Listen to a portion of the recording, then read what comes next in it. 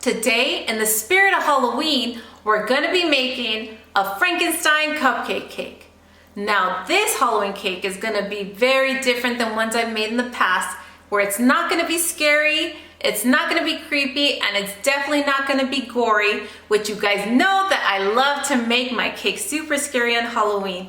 This cake is going to be super kid friendly, perfect for my 2-year-old nephew's birthday party, where I didn't want to scare the adults and I didn't want to creep out the kids. I'm sure that you'll have a lot of fun making this along with me, and hopefully it'll put you in the mood for a fun, spooky Halloween season. So let's get started making this Frankenstein. Let's start this Franken cupcake cake by sketching out a template. I made a freehand sketch from an image I had seen online, but if you don't feel like sketching one out, you can always get an image printed in the size you prefer. In my case, my cake board was 16 by 16, so I made sure to sketch my template smaller than that and made sure I gave myself enough room on all edges of my board. I covered my board in orange fondant, so my final Franken cupcake cake would stand out against the background. Once my fondant covered board was completely dry, I traced my template using an Exacto knife. Remember to use light pressure. All you want is a light outline.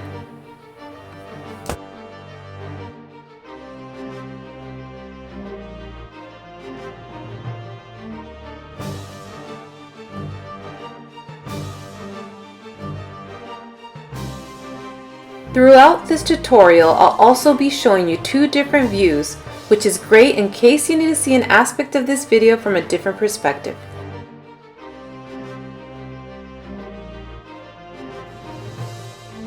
Now it's time for the arranging of the cupcakes.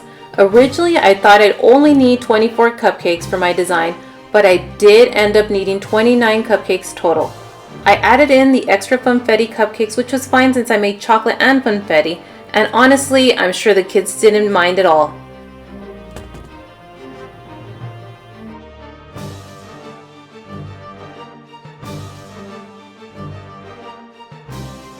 Just remember, you're arranging these cupcakes as best as you can inside of your outline. Make sure they're as close as possible to one another. You don't want any large gaps. Okay, so at one point I felt like I was playing Tetris with these cupcakes, but don't worry, I finally was satisfied with the arrangement, and when I placed my template over the cupcakes, it was perfect. So our next step is to adhere the cupcakes to the cake board using a small dab of buttercream.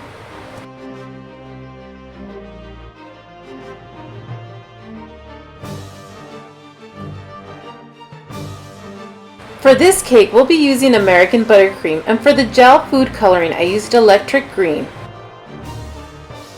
Our next step is squeezing buttercream, filling the gaps between our cupcakes. You shouldn't need very much buttercream, just enough to create a smooth canvas, meaning you're going to need a good solid base to create your Frankenstein face.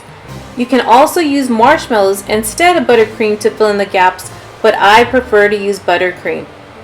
These cupcakes will be traveling 70 miles, so I need them to be stable and adhere to my cake board. Time to start outlining our Frankie. I outlined my cupcakes as seen here. I used a large piping bag and an Ateco piping tip number 809. Then I started to fill in my outline back and forth as seen here to get an even buttercream coverage.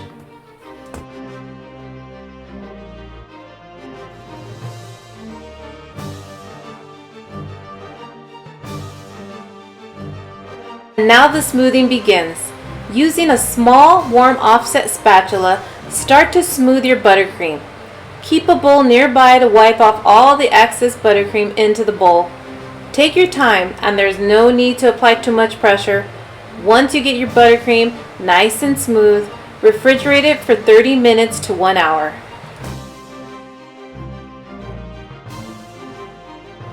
Now we're going to smooth our buttercream edges using a warm, small offset spatula.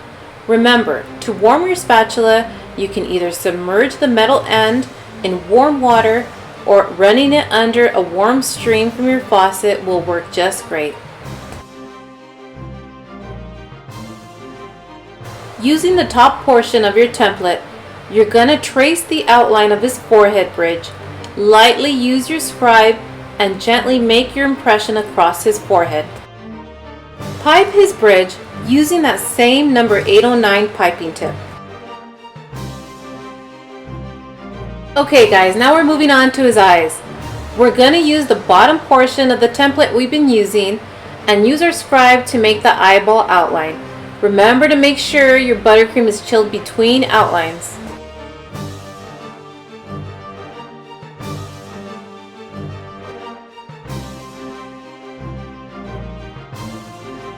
And now we're moving on to Franky's hairline. I'm sure you guys can tell by now we're going to be using our template a lot during this tutorial. Just like before, you're going to gently outline with your scribe, creating an impression.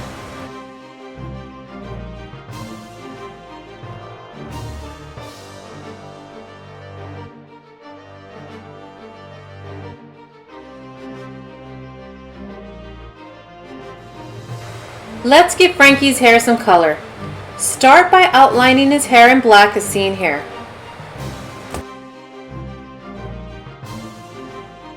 Fill in his hair using an up and down motion and give it an even and thin layer of buttercream.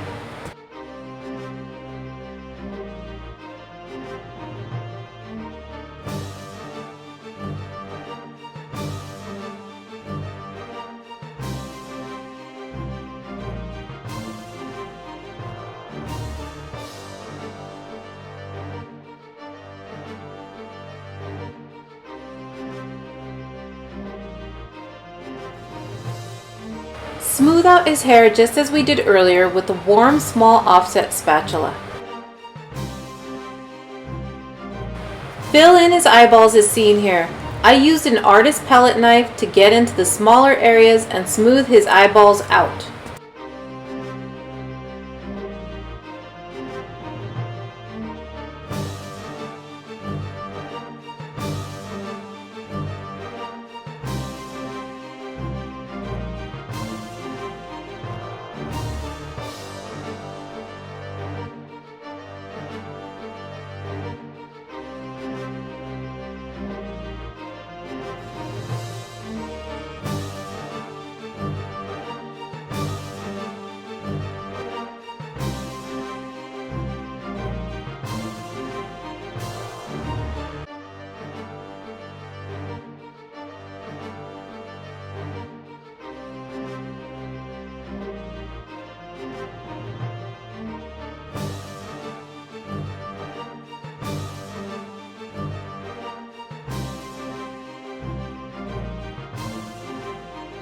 I see the finish line guys, and Franky is definitely starting to take shape. Using a number 5 piping tip, I started the outline detail of his face.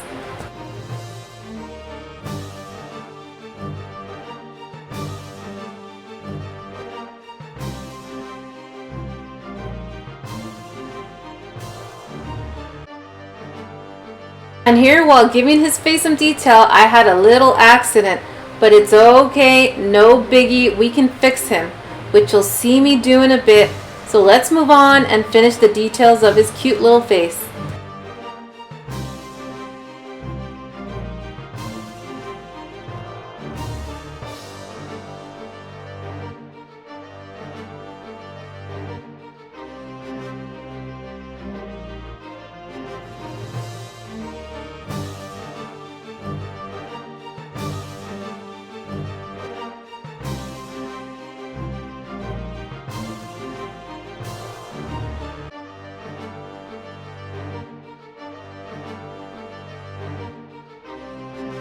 Of course we have to give him stitches, wouldn't be Frankenstein without them.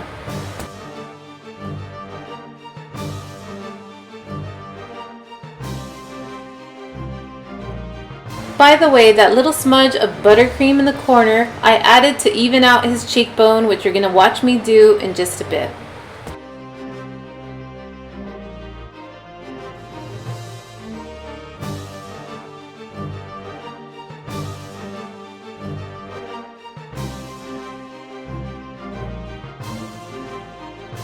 And since my cake is chilled, I was able to use my Exacto knife and just lift that oopsie off his eye, and there you go, he's all fixed.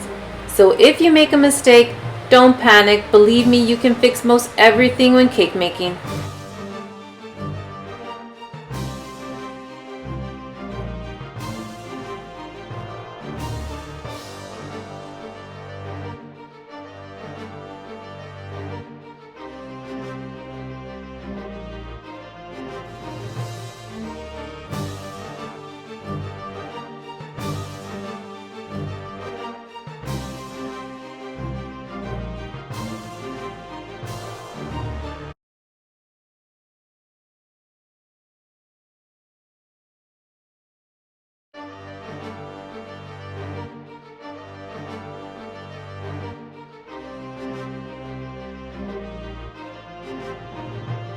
Let's add some more detail to his eyes.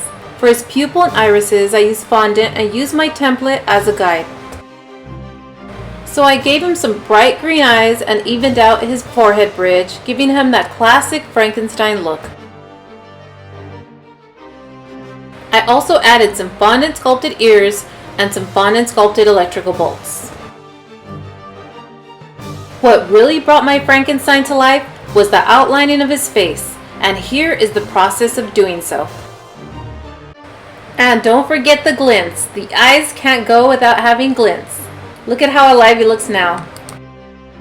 Okay, we're putting the finishing touches on our Frankenstein, and look at how alive he's looking already.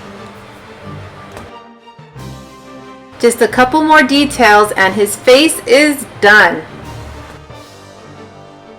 To make my Frankenstein pop just a little more, I airbrushed the cake board with a deeper orange color, which brought the entire cake to life. Of course, you can skip this step, but sometimes when I really get into a project, I just love adding all the extra detail.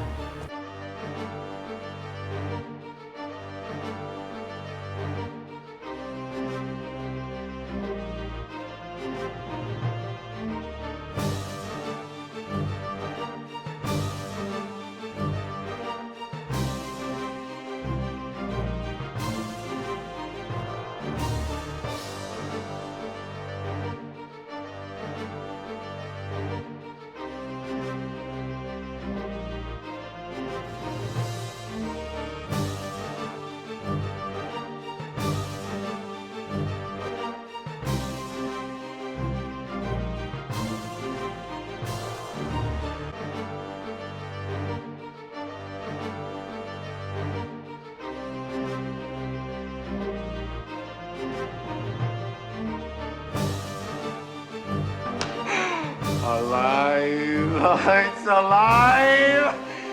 It's alive!